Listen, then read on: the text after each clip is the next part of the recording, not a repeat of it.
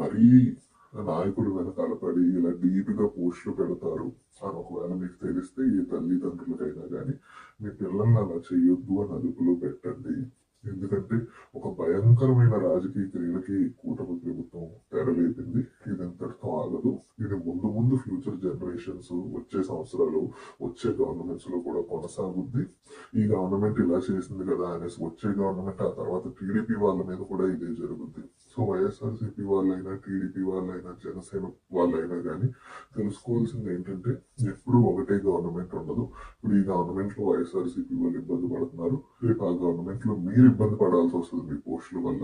So అందుకని ఆచితూచి నాయకులు వెనకాల పరిగెత్తకండి. పరిగెత్తినా కానీ మరీ వేరే నాయకుల్ని కించపరిచేలా పోస్టులు పెట్టకండి. పెడితే ఆ తర్వాత మీరు, మీ కుటుంబ సభ్యులే ఇబ్బంది పడాల్సి వస్తుంది.